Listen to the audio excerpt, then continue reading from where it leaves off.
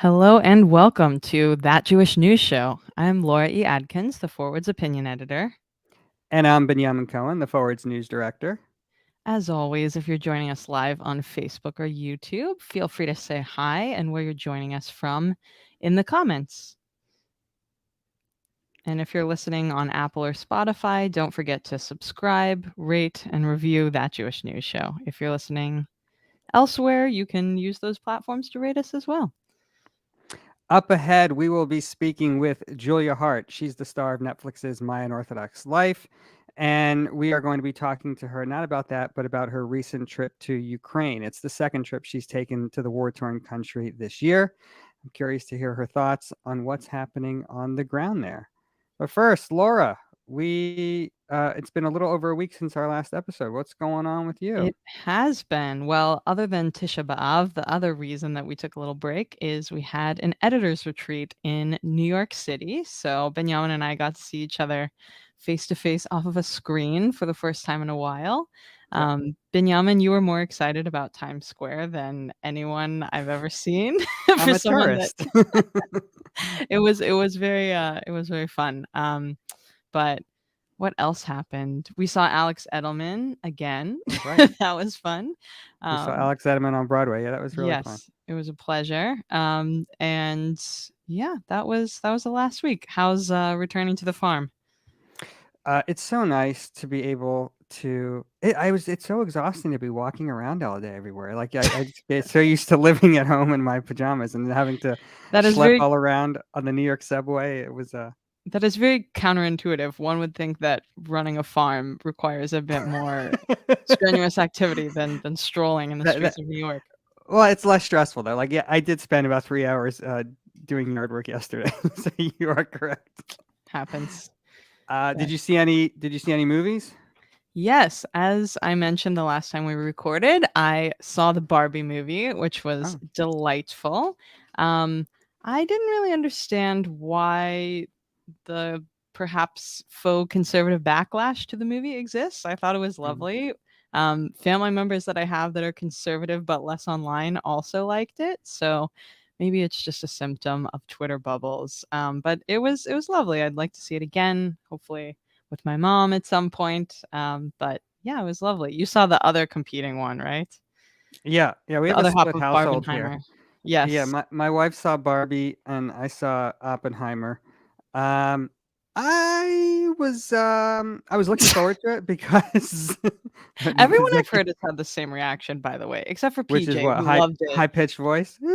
Just like, I did hear a comedian last night that was like, I watched it with my conservative family, and I was rooting for more bombing, and I was like, oh, interesting. But, I was y- excited to see it because obviously, I just wrote a book about Einstein, and Einstein is a character in this movie.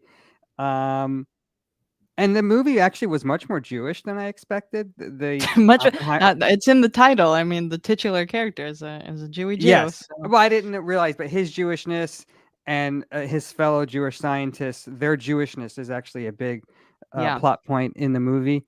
One of the totally. reasons they're building the bomb was to beat the Nazis, who they thought were ahead of them in the race to build the bomb. But that being said, I don't know. It was okay. It was a 3 hour movie. It was about an hour too long, if you ask me. And you did That's ask that's a, me. that's a third of the movie, so that sounds too long. Yeah. Yeah. I mean, I'm happy I saw it, but I don't need a. I'm not gonna be like you with Barbie. I'm not gonna be seeing it again, I don't think. Well, I think if I do see Oppenheimer, I'll see it at home where I can, run to the Yeah, bathroom and for snacks, every 45 minutes or something. yeah. But I'm not yeah, sure people came here to get our movie reviews. Let's talk about that's some your father's some job. Yes. right, right. Let's talk about some news of the week. Yeah, lots of heavy stuff this week.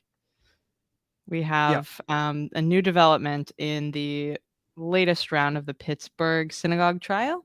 Closing arguments concluded yesterday in the last stage of the trial of Robert Bowers, who was found guilty of murdering 11 Jews at Pittsburgh's Tree of Life synagogue.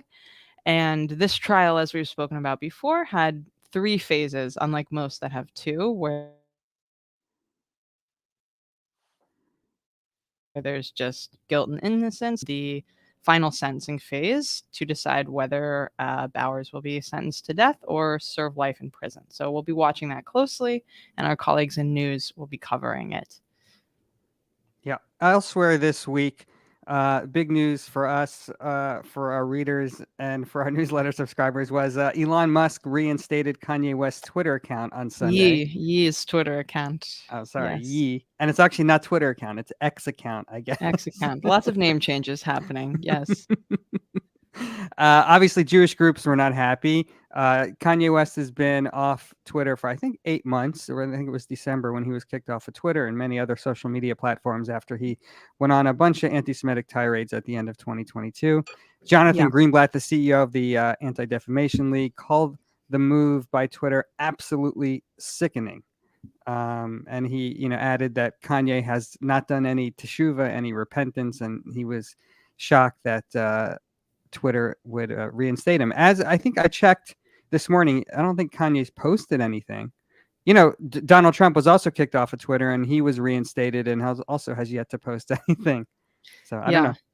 I mean, Twitter has so many big problems going on right now. I mean, you would think that for a company hemorrhaging advertising revenue, like reinstating one of their most controversial users, who Right. just everything he says is unhelpful for recruiting more advertisers, is not their best idea. But I honestly don't see Musk operating with any sort of strategy right now other than like what he likes and how to piss off people that he doesn't. I can only imagine Linda Yaccarino, the CEO's daily headaches when she sees the latest seat of his pants decision he's made. But I mean, there's been really good research that when Kanye West does tweet anti Semitic stuff, there is a huge spike in anti Semitic conversations across all sorts of extremist communities. So, certainly having him back on the platform is not helpful if you are concerned with combating hate speech. But if Musk, the self proclaimed free speech absolutist, really doesn't care about that, which he seems not to, then okay, I guess we'll see. It seems like not a great decision, but yeah, there's another related business decision I, related to West, right? yeah, I was going to say also, Kanye, one of the conditions that Twitter allowed him back on is he promised he would not post anything anti-Semitic, and so we shall see. But yeah, relatedly, as all of this was happening at the end of 2022, a lot of Kanye West's business relationships kind of fell apart. And he had a huge business relationship. It's reportedly worth well north of $1 billion with Yeah. Adidas, the sneaker manufacturer, who had a Kanye West branded sneaker. And they have all this inventory that they've been trying to get rid of. And so they came up with a plan to sell the remaining inventory and to donate. I'm not sure. I don't know if they're donating all the proceeds. They're donating some of the proceeds to groups fighting hate, and Hmm. specifically some groups fighting anti-Semitism. Yeah. There's a combating anti-Semitism group that has these blue pins that people wear on Right. their lapels.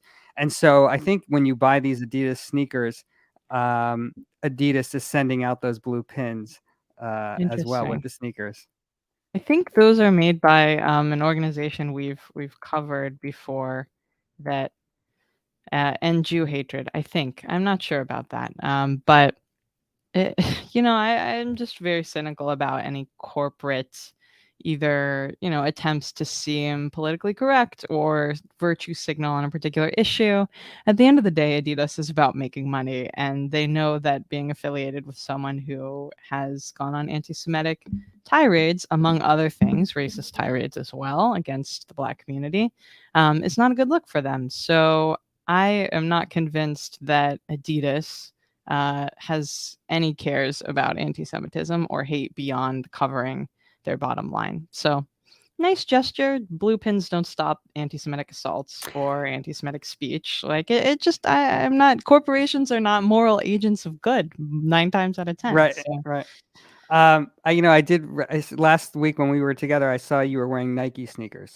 So yes, you walk yeah. the walk. It was definitely not an ideologically motivated decision. It was a purely comfort decision. uh, two more news stories we'll get to, and then we'll get to invite Julia on the pod. obviously, big stuff going on out of Israel this week. Yeah. Laura, what's going on over there? So, the first part of Netanyahu's proposed judicial overhaul package passed, and it, from the perspective of the protest movement, after 30 weeks of protesting, and Netanyahu promising since November that he was going to enact these judicial overhaul moves, I think you can actually say that the protest movement has been pretty successful at pushing back the scale and speed at which he can implement these reforms.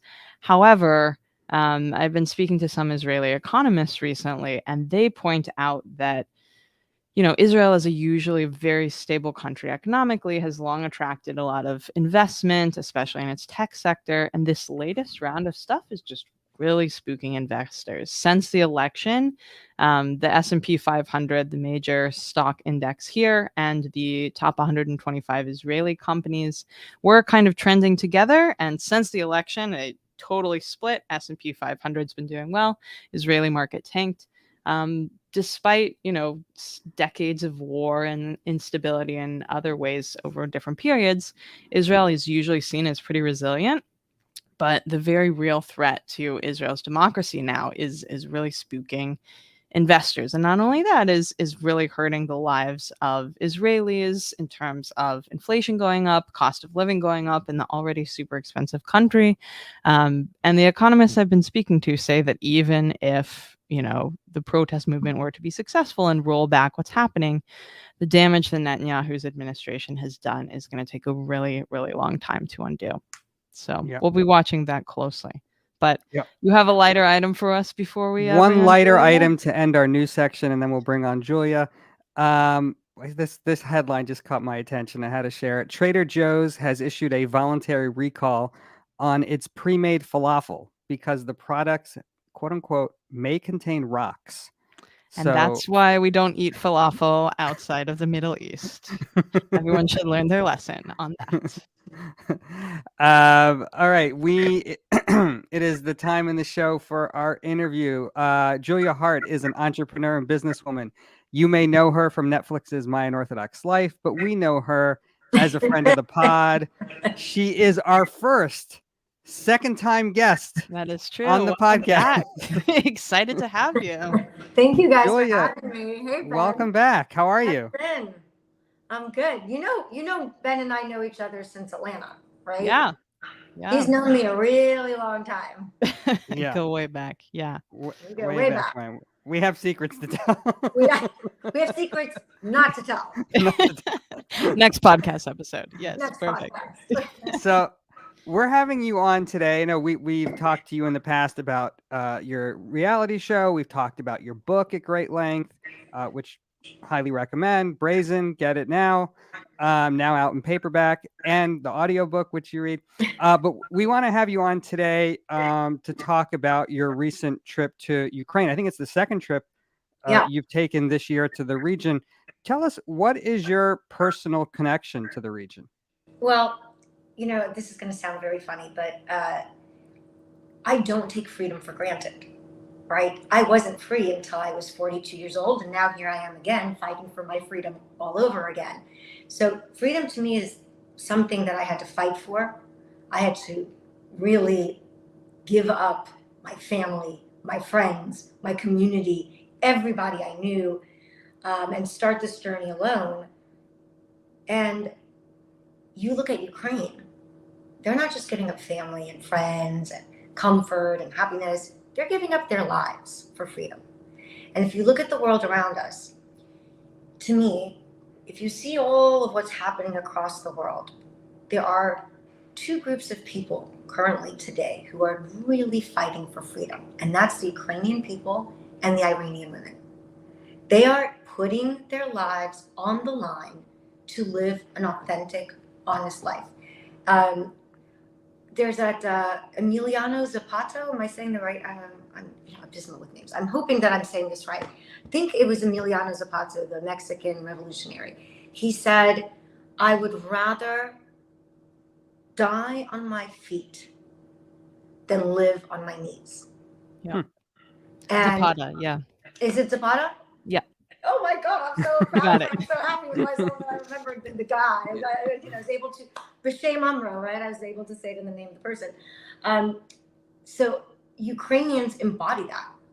Yeah. They are literally living proof. And I think, we kind of, as a world, we're so much of the Western world, we're so comfortable, we're so, technology is so advanced, we're living longer, a longer, healthier life in general. There's the first time in history where hunger is superseded by obesity. So much of the world is comfortable. Not all of it, obviously. There's many millions and millions and millions of people all over the world who are suffering. But in the Western world, you have a lot of, what car you have, and don't get me wrong, I love nice cars. But you forget about courage. You forget about living for something greater than yourself, fighting for something that is so integral and inherent to humans, and that is freedom. And so when I was going through all my trauma and troubles in my life, and I saw what was happening in Ukraine, it just put everything in perspective, because what are my problems compared to that? They're nothing. And it made me feel the solidarity. I fought for my freedom. They're fighting for their freedom. I'm going to go and figure out a way to help. So I remember in the initial stages of this round of the Russian invasion, there were a ton of groups from the West that rushed to support Ukraine, whether that was with money or goods or physically going there. And one of the critiques that we often heard was, if you don't have relevant skills, don't go. But I'm really curious to hear a little bit more also about like your connection to the region itself and how that played out while you were actually there. Love that question. Wherever I went, and I'll tell you what we did there. Everywhere I went, people told me the same thing. Julia, tell our story. Tell our story. Tell our story. And that's the reason I went the first time. I was literally an ambulance volunteer. I drove an ambulance to the front lines, and I delivered medical supplies, and I faxed kits and all sorts of things that they really needed. So it could have been anybody, right? Of course, I did try to give as much exposure as possible. This time I went specifically with the intention of providing exposure and letting people see what's going on there. So for example, I went with this group of people, including the most incredible woman. Her name is Mitzi Perdue. Her family's from Perdue Chicken, so she's an agricultural person, right? And she sold her engagement ring to use it to buy things to help Ukraine. Wow. So with that engagement ring, she opened a women's shelter, the first women's shelter ever, with this organization called, and I wrote it down because I'm, again, abysmal with names, Silent Bridge. Silent Bridge is an organization that helps sex-trafficked women and children. And so this is the first, in all of Ukraine, that's what I've been told, it's the first women's shelter that is specific for women who have been sexually trafficked or their children have been sexually trafficked. So we're hoping that one kind of is a prototype, and that people copy us and put it all over the country, because this is such a tremendous problem right now. I actually met with a woman who escaped from a sex trafficking ring. And I mean, your mind is blown, because, she came to Kyiv to make money because, her city was decimated by the Russians. There was no work and she couldn't feed herself. So she came to a bigger city and she met a young woman, very clever. They don't have a guy approach her. Yeah. A young woman from the same region approached her and said, hey, I got to work as a model, blah, blah, blah, blah, blah. Right. And a few weeks later, she's in a room, being forced to have sex with strange men with her passport removed, and they're crossing over the border. And she knows that the minute they cross over that border, she disappears. And she managed to escape, get out of the truck as they were crossing the border, called to the Ukrainian police, and saved herself and all the other women in the car. But this is a real issue there. And, there's such a vast proliferation of media assaulting us at a daily basis, right? Anywhere you look, there's news, there's information, there's things you're supposed to be concerned about. we tend to have very short attention spans because of that overproliferation. And so what ends up happening is support for Ukraine and talking about Ukraine and thinking about Ukraine comes and goes in waves. Yeah. You know, at a certain point, they're like, oh, Ukraine again? But yes, Ukraine again, because they're still suffering. They are still in tremendous need of everybody's help, you know. And so I went there for two purposes. Number one, to bring exposure. And number two, to show solidarity. You cannot comprehend how people would come up to me in the street and just hug me and say, thank you for coming, because I physically went there. Yeah. You know? And so I think, to me, that's what I could give to the movement, so to speak. The war is my audience, my voice, you know, the fact that I'm very loud and I don't shut up about things I care about. So that was really the purpose. And so I went from place to place. I was on a bunch of television stations in Ukraine. Mitzi donated 5 police speedboats that go like 10 times faster than your average speedboats to patrol the waters. And she named them after 5 fallen soldiers who are not Ukrainians, who came to Ukraine and died fighting for a war that was not their own. Yeah. So we honored them, and you know, we had a lot of press, and I spoke in English, but you know, and the message was, you're not alone, and we're watching, and we care. And so that was really the purpose of what I did. I walked a minefield, because it's hard to believe that this is happening in 2023. The Russians, every time they move, every time the Ukrainians kick them out of a territory or a city or a town, they don't just leave. They leave behind weapons of mass destruction. They leave landmines. And so what ends up happening is they target schoolyards, playgrounds, and farms purposefully. I went to see a bridge that had been blown up by the Russians, and next to it is a pile of cars, all the cars of people that got killed when they blew up that bridge. And some people had put these little stickers on their car windows saying, child here, hoping that if a Russian soldier saw that there was a child in there, that they would not shoot that car. There are more bullet holes in every single car that says child here. They targeted families with children, targeted them. Yeah, well, I saw that on your Instagram. One of the things you talk about exposure is I got to kind of live the trip, you know, vicariously through you, following you on social media. And I saw the minefield, and you had all your gear on. I think I saw you were in your hotel, and there was a alarm, a bomb went off, you know, went off, and you had to run to the bomb shelter. I spent a few nights in the bomb shelter, which was okay. And I think there was somewhere where you were, and then like a day earlier there had been a bomb, or a day later Did you feel, you know, I've thought about maybe, you know, going there at some point. And I'm like, how dangerous? Did you feel in danger when you were over there? Well, you know what? Okay, so I'm going to tell you a very embarrassing story, but it's for a purpose. Okay, so oh god, I'm saying this on air. Okay, so when people ask me that question, I always say to them, in my belief is that when it's your time to go, it's your time to go. And if you're going and doing something, even if it's dangerous per se, for the right reasons, because you feel compelled as a human being to help, I feel that provides you with extra protection. And if not, then it's just your time to go. And that's it. And if it's my time to go, it could be in Manhattan, it could be in the Hamptons, it could be in Miami. So, and I always say that, and people are like, no, it's not the same thing. And they laugh at me, and like, Julie, that's not the same. Okay. So I have proof, kind of quasi proof that it is the same thing. So, you know, my thing, I always wear high heels, right? I gave birth in high heels. I have high-heeled sneakers. I have high-heeled shoes in my closet for walking around the house. The only flats I own are tennis shoes. That's it. So I walked the landmine in 6-inch heels. I climbed the tank in 5-inch heels.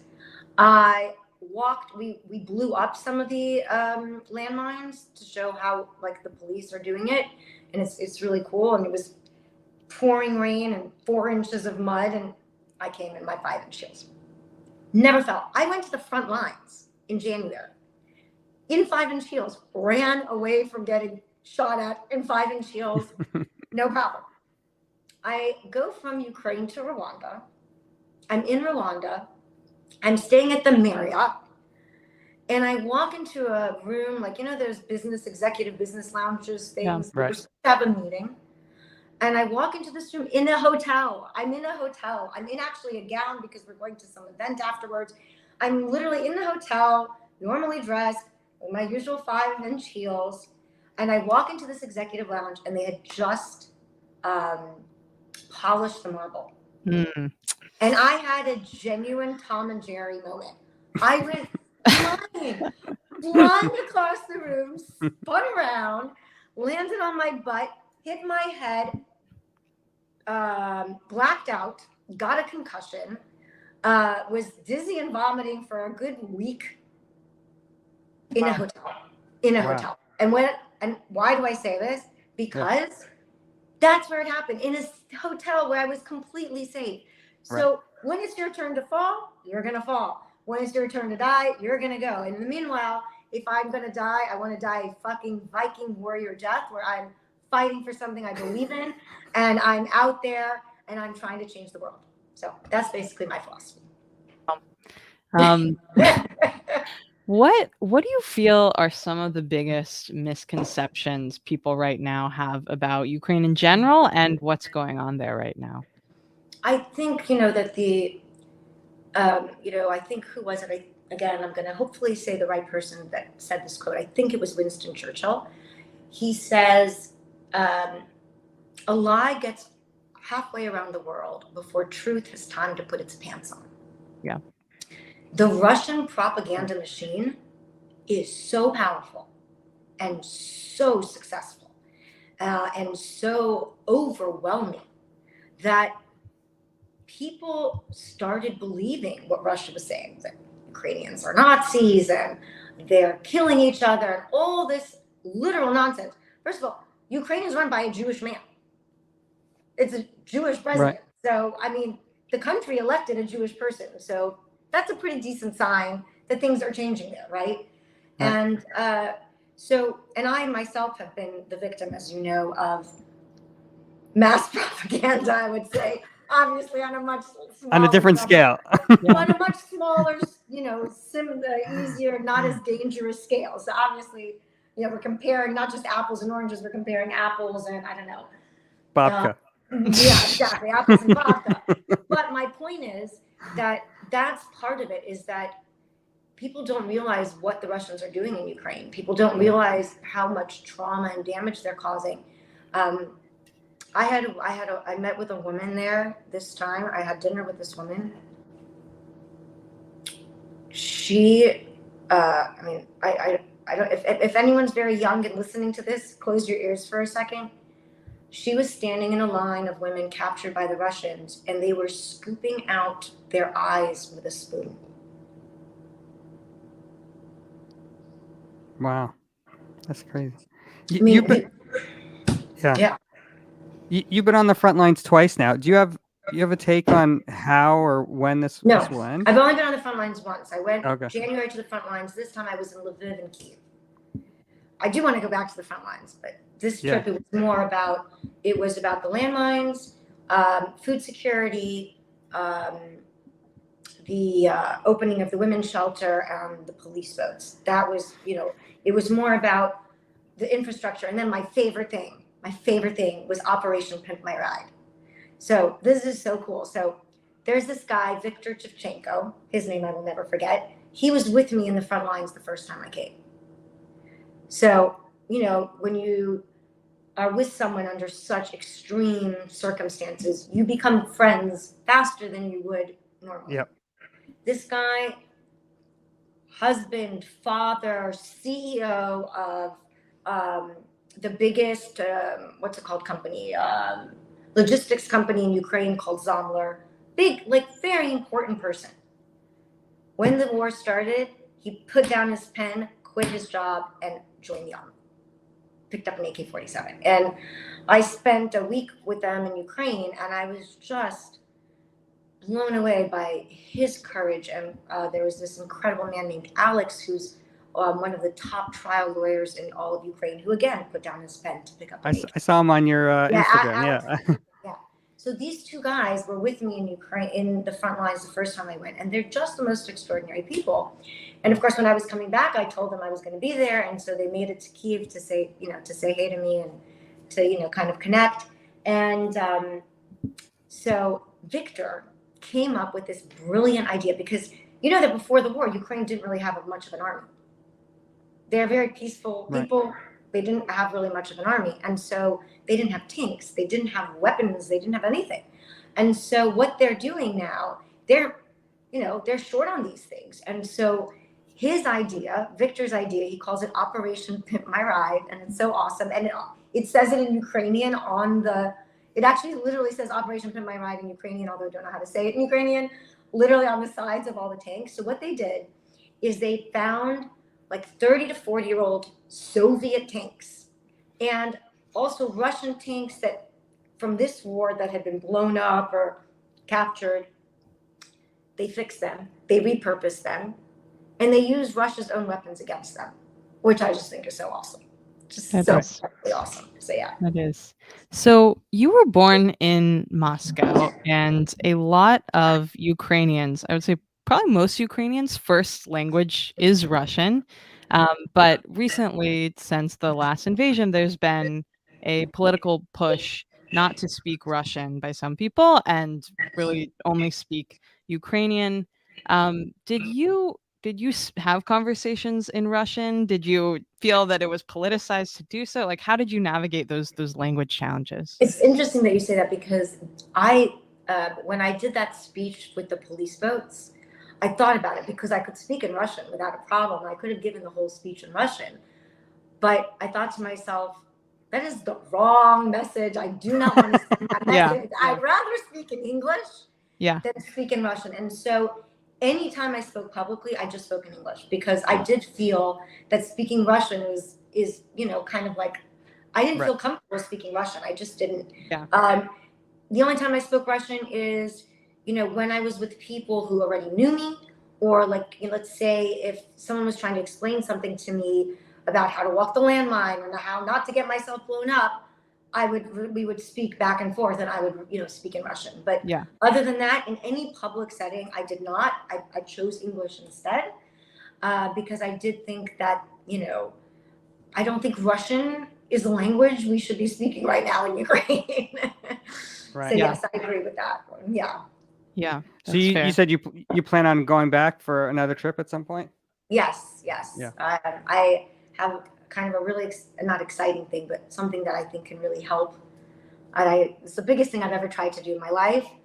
If it works out, I will let you know, and just pray for me here, because it could really help things if I can pull it off. Yes, that's great. So definitely. We'll have you back. You'll be our third-time guest on the podcast. Yes, exactly. Oh Julia, God. Thank you so much for taking the time to tell us about your trip. I was really helpful context in the broader work that you do around women's empowerment and freedom. Where can people find you, and particularly your Ukraine-related stuff that you've been posting? So I realized this morning, like, I had posted so many stories, but I never posted any feed posts. So tomorrow and Thursday, I'm going to post feed posts. Because today I just posted something. I was on WPIX 11 yesterday, so I posted that.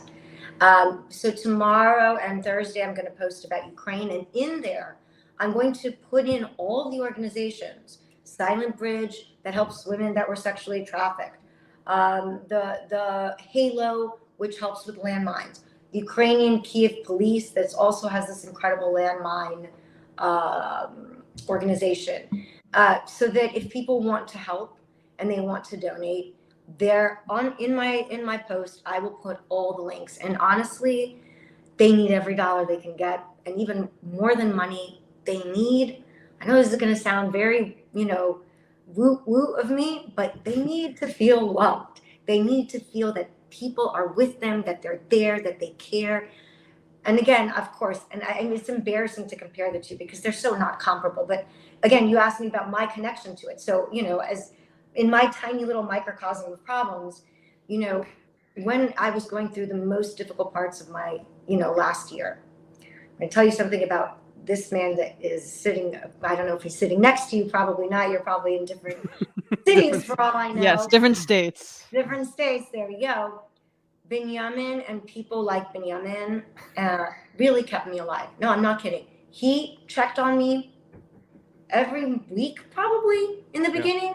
And how are you doing? I'm here for you if you ever want to talk.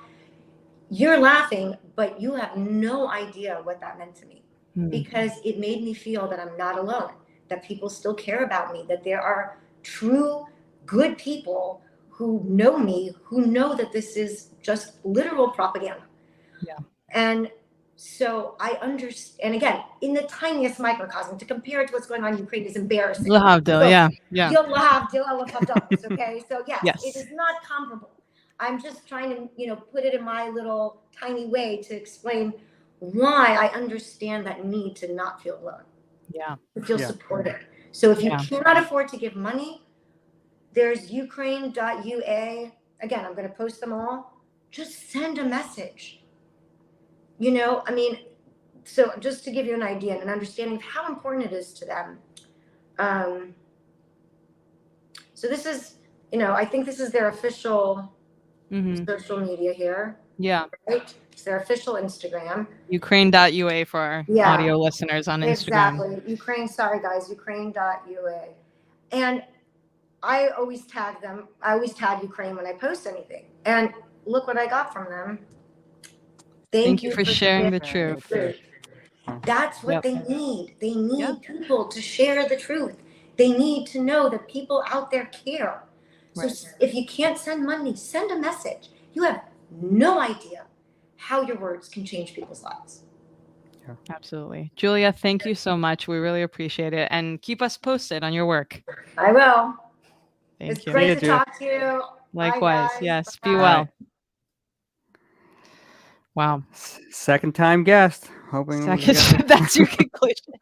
No, it's just, it's such a powerful message about connection and small acts of deliberate intention and the real power in those small acts to create long-term change and attention. But we talk about this all the time. There is such a fatigue problem. Julia's right. We cover important stories all the time, and there's a diminishing margin of return with each story that you publish about an important topic, whether that's the war in Ukraine, the Uyghur genocide, Israel's democratic perhaps collapse. So it's a real problem. And I think Julia's on to something about the power of storytelling and just being intentional and present. But yeah, and I also think when people get Ukraine news from places they're not expecting, or you're reaching new audiences like she does on her social media. Yeah, I think that's important. Yes.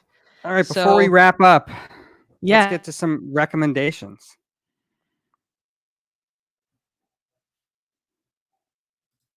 Oh.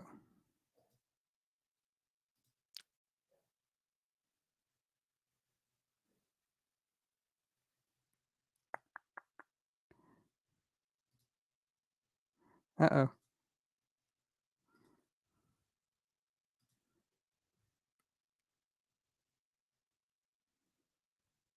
Yes, recommendation. Can you hear me? Yeah, now I can hear you. Sorry. Okay, no, it's probably my internet. Fios, you're not the best. All right, let's start again. Let's start again. Yes. Laura, what is your recommendation? So I had the very odd experience recently of having a high school friend write a memoir about her high school experience. So I've been reading this book with great attention for mostly mentions of people that I know, but it is a lovely memoir about perfectionism and OCD and trying to please others. It's called Everybody's Favorite by Lillian Stone, who is from Springfield, Missouri. It's a delightful read, I think, especially for young women who grew up in the 90s. I wouldn't quite call it a beach read, but you could get away with reading it at the beach, I think. But Benjamin, I'm sure you're bringing some erudite suggestion, as always. No, this week it's kind of a lowbrow. I've been really enjoying the third season, which just aired the finale of the third season this week of The Righteous Gemstones, which is a show on HBO Max, or I guess it's called Max now. But it's basically about a kind of dysfunctional family that runs a megachurch in the American South. There's a lot of parallels, I think, to Judaism and to synagogues and just the politics of congregations. It's just a super funny, kind of a silly, very silly, funny show, and I highly recommend. Third season just wrapped up, and it was renewed for a fourth season. So check that out if you haven't watched it. What's it called? It's called Righteous Gemstones, and it's on HBO or Max. Amazing.